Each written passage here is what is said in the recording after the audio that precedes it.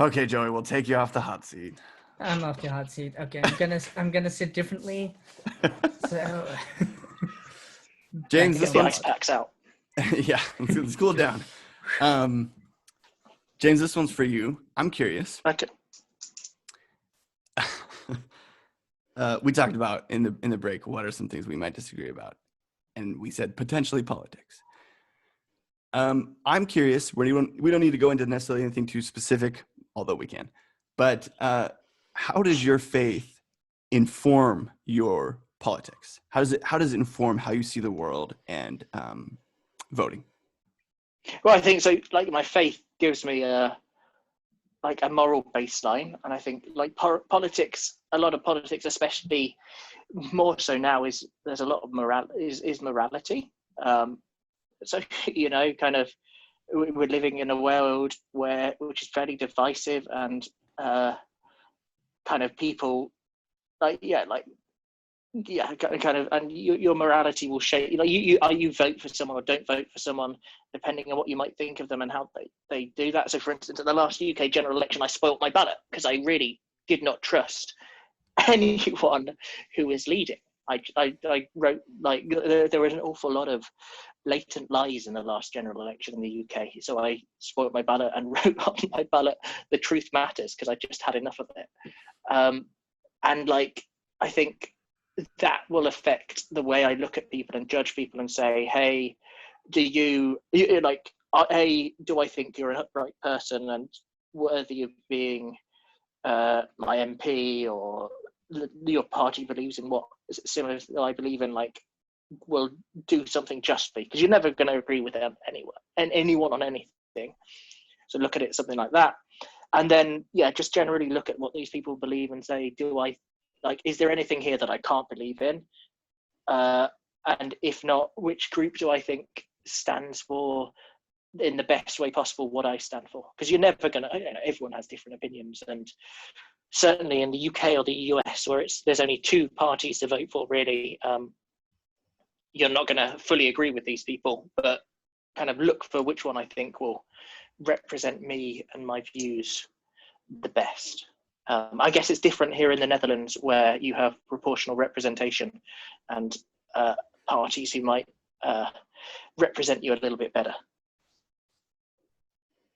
Yeah, definitely a big difference. I do have to say that I would love to slim them down a little bit, because there's way too many.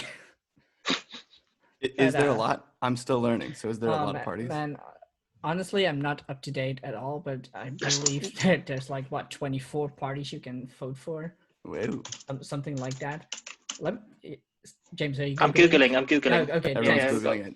I'm not, though. I should be ashamed, because I'm not really up to date with this, but there's way too many parties, and I discussed this with a friend as well. And what we would love is to have a middle party, left, right, extreme left. So that makes it easier. There's 15 parties sitting in the House of Representatives at the moment.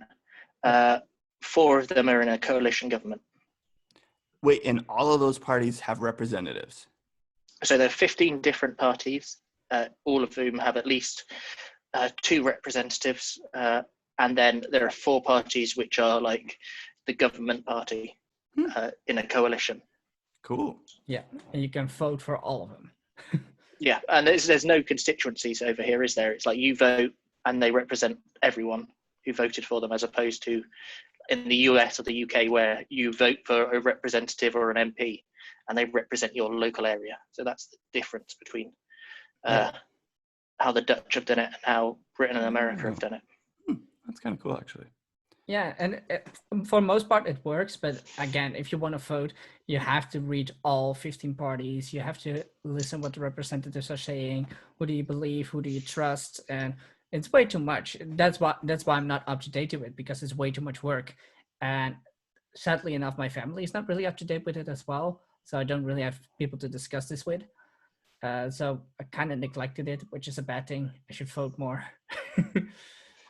But yeah, so slimming it down to 5 parties, like middle, left, right, extreme left, because that way you can get more of a glimpse of what you want to follow, instead of trying to figure out just all of them. Joey, for you, or I guess, I don't know, yeah, how people do it here, but is there, do people kind of go by issues? They're like, this is the thing I care a lot about. Or do they go by personalities? I like this person that's running. Both, definitely both. There's one very specific one that had a big shot at the election last year, or maybe even the year before that. Geert Wilders. Hey, You might seen have heard this guy before. Heard about him? Yeah, Blake, just straight to the point. He's a racist. He's not a nice guy. He has a really, and he's always yelling to other parties. But there's also a lot of Dutch people that like him because of the things he's been saying, like make the Dutch people own the Netherlands again, throw away as many immigrants as possible, close up the borders, and a lot of Dutch people agree with that. Huh. But for some reason, he never wins, which is funny. Oh, his party is not doing very good. Well, his party, but he as a leader, not so much. But yeah, but so personality-wise, yeah, we like the prime minister. We're complaining about this guy for years, but for some reason, what is this? His sixth year that he's on top, that he's still there. Oh. So there's a lot of complaints, but people still vote for him because apparently the things he promises and the things he does are still good enough. Huh. Even though I feel like this year, or is this year? Yeah, this year should be a shift. I feel like there's a shift coming. Interesting. I feel like looking at the US right now, people didn't really vote for personality, I guess. Well, I mean, actually, maybe that's what they only voted for. They wanted that reality TV star on. Yeah, well, we'll see in November what happens. It will Right. be Yeah. interesting.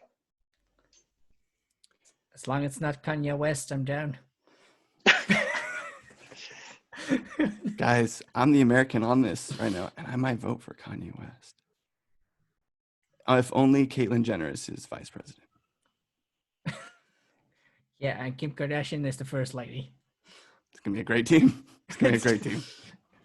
They're going to have a new Netflix special called Kim in the White House. Keeping it real with Kim in the White House. Politics in America will be even more a joke than it already is sometimes. Just cut all this out. You'll lose all your listeners. Oh, yeah. Get rid of the actual politics. Yeah. I guess the reason I ask, looping it all back to spirituality, is sometimes it feels like, looking at our name, Between Two Worlds, sometimes the two worlds that I feel is my religious world, or my who I am as a Christian, spirituality, and then politics. And it's like two very different worlds. But ideally, politics is you applying your worldview to how you to real world problems, things that the society is addressing. And so it's funny, sometimes people say, well, we want to take religion out of politics or something, but religion is just the simple, like, working out of your worldview, how you see the world, how you see life, and how humans should treat each other. And so everyone does this. Even if you're an atheist, you bring that worldview into your politics. So I guess that's why I asked James. I'm curious. Yeah, how do you see your faith inform your politics? And Joey, same for you. Like, is there some sort of core belief that you hold on to when you think about politics? Something such as we should end racism, or people should treat each other fairly, or we should stop crime. Like those can become these big beliefs that then affect how you vote.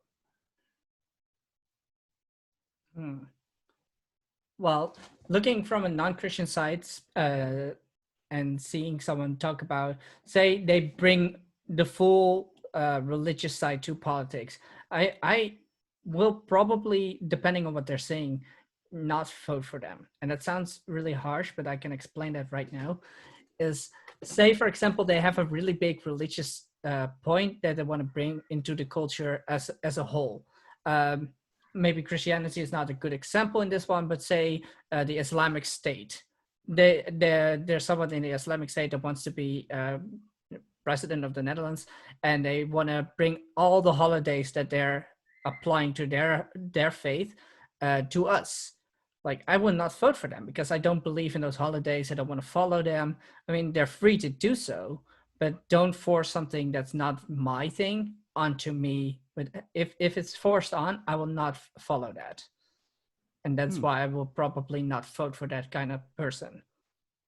And that's the point of, I guess, that's like the conclusion of democracy, isn't it? Like, you, as a society believes certain things in terms of morality and what should and shouldn't, and how that should be acted out in terms of what is and what isn't law. And like, some people, and it happens in the States and it happens in the UK, and I guess it happens over here, like, show that this is my moral and religious belief, vote for me if you want to, don't vote for me if you don't want to, and people will decide that, and that's how people will get it. And yeah, kind of, so that means that, you know, in some areas there are people who do have religious convictions which people disagree with, but they've got in through a democratic process. And then in other places, there's people who have vehemently disagree with, and that they've got in through a democratic process, and that's how it should be. And you've got to persuade people of your point of view. Yeah, while being respectful, which doesn't always happen. No, I fully agree with that, because especially with morality. So that one guy that's a racist, yeah, I will not vote for him, especially not now that I'm so deep into why people are so affected by it. Like, knowing that, I will never vote for him. He can have the biggest and grandest standpoints on the planet that I'm like, oh yes, I really want those things, but another party can do that as well if they want to jump on that as well. I don't really need him as my leader, even though he might say great things. The things that are bad are overruling that. This brings me to a follow-up question. Do you guys vote more on what you don't want to happen or what you do want to happen? Does that make sense what I'm asking? Yeah. It really, yeah, it differed over years. Some years I voted more on what I wanted to happen, and other years I just voted for what I wanted to happen least. Yeah, I would agree there. Like, yeah, I voted in, yeah, kind of, it's always, you assess what's happening in the world, and like, yeah, so for me last time it was like, I don't want any of this, but I would need to vote, so that's why I'm spoiling my ballot. And then sometimes you're actually excited about the prospect of something. So yeah, kind of, there's yeah, each and every time it's different, I guess. And yeah. What about you, Scott? I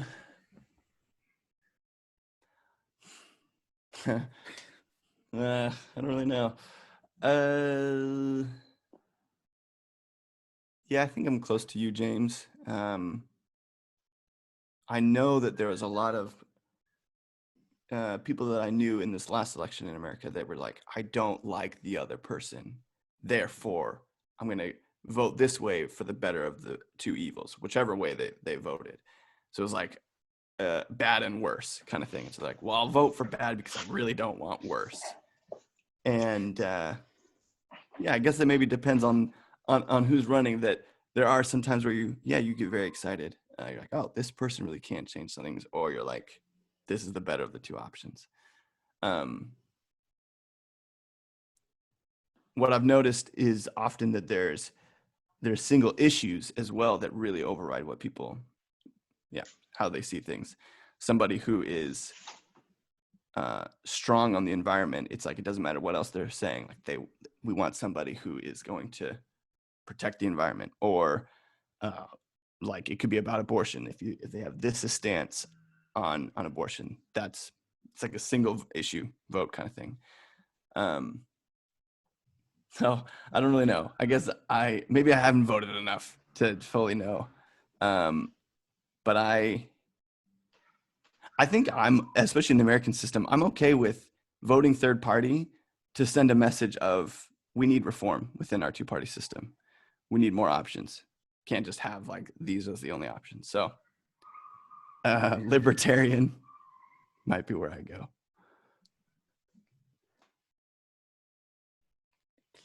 Clear answer, Scott. Yeah, that also makes sense because we, again, I'm not 100% right because I don't vote every time it's on, but I feel like we can vote here every year, sometimes every half year for stuff. We can vote on a lot of things, so we have a lot of things to think about. But for you, it's like every 4 years, so that's totally different. So you've only voted twice, 3 Well, times? and it's every 2 years. But yeah, presidential is every 4. Every 2 years you're voting for issues or representatives, Senate or Congress. Yeah. Learned something new today. And I guess it is different. Your thought process is different, like for voting in a election where you're voting for a party, or like it's sort of like a general election compared to a referendum. So like we had the Brexit referendum a few years ago in the UK, and my thought process there was actually like it's just a lot easier when you're voting on a single issue. Like that comes back to single issue voters. When you're voting on a single issue, it's very easy to think what do I actually like or dislike about something, compared to a parliamentary election where you are voting on all sorts of issues and all sorts of things, and it's kind of, it can become the best of the worst world as opposed to the black and whiteness of a referendum. Yeah, definitely.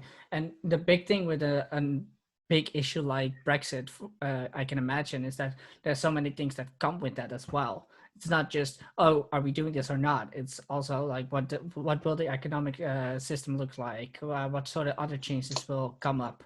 There's so many things to think about. So it's not like black and white, yes or no. Yeah, it's all difficult. Voting, yikes. Who really knows what to do? But go vote because it's important, because you don't want, if you don't vote, then it's you can't complain. It's true. You lose the right to complain if you don't vote. Oh man, that's something we're all agreeing on, so that's great.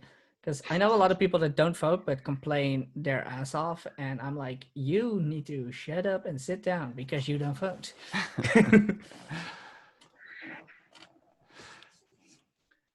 Scott, we're coming up to our nice round hour. So do you have any other questions? Or James, do you have more questions? I don't think so. Thank you for having me on. It's been a pleasure, guys. So let's all end by just throwing out there something that we're taking away from this episode. Something we've learned, been challenged on, discovered. Scott, hit us off. First. Yeah, Joey, I think I really appreciated your answer to what was your thoughts on Jesus and the Bible. And I think it's eye-opening for me to see, unfortunately, how probably widespread just like a general lack of knowledge, I think, about how the Bible is or how it was put together, how it came to be. And so then it makes sense that people are like, well, this is not credible if they're thinking, yeah, it's been changed over time. And then it makes sense that they're just like, Christians are nuts. Why would they believe these things? So yeah, I think it shows me that, and I recognize I probably have this about a whole bunch of religions. I've got some cousins, yikes, shout out to my cousins who are Mormon. They might take me to task on the things I've said in this podcast, at which point I would welcome it. I could have been speaking out of my ignorance about what the Book of Mormon said or what shifted. But it's almost like we need to be voicing our ignorance, hypothetically, or just our first impressions, which is kind of what you did, Joy. I think I really appreciate it. Like you just said, well, this is what I think. This is where I'm at. And the more we voice that, the more we can actually learn more and more. So I think that's what I'm taking away is it's just always a good thing. No matter if you feel like you don't know what you're talking about or not, to just say, well, here's what I think. And someone can tell me if I've got it wrong or if I need to see something differently. So Trout cousins, feel free. Come at me. Next episode, Scott on the hot seat about the Book of Mormon. Yes. There's a couple of things that go through my mind, but I think the thing that stood out for both podcasts is James, how interesting it is to actually listen to you, because you sound like an intelligent, well-thought man, and you definitely know what you're talking about, which made it a lot of fun to do this podcast. It's just the accent. It's the English accent. It tricks everyone. It gets me every time. I'm like, he's so smart. You gotta listen to it. I'm not. I'm provincial, really. Yeah, I think for me, I think it's always good for me to just like, I don't, certainly less than I once did. I don't process these things out loud a lot with people, especially people who disagree with me. And it's been great to kind of come on and like have this conversation where people are listening and being respectful and actually hearing each other out, which is always fun. So yeah, thank you guys. It's been a pleasure. Yeah, it was also a pleasure for us to have you on. Feel free to come back anytime. We're always down for a conversation. Yeah, for real. Nice. Well, James, thank you. Joey, thank you. And to all you listeners out there, the soon to be 10,000, thanks for listening. This is Between Two Worlds, a podcast about belief, unbelief, and everything in between. Bye. Hey guys, thanks for watching. Let us know what you thought of this video. Also, subscribe to our YouTube channel or turn on notifications or check out our Patreon page or our social media or do all of them. We're a podcast, so wherever you get your podcasts, give us a listen, whether you're doing the dishes or pooping or walking the dog. We'd love to be there with you. Finally, if you like this video, check out these videos.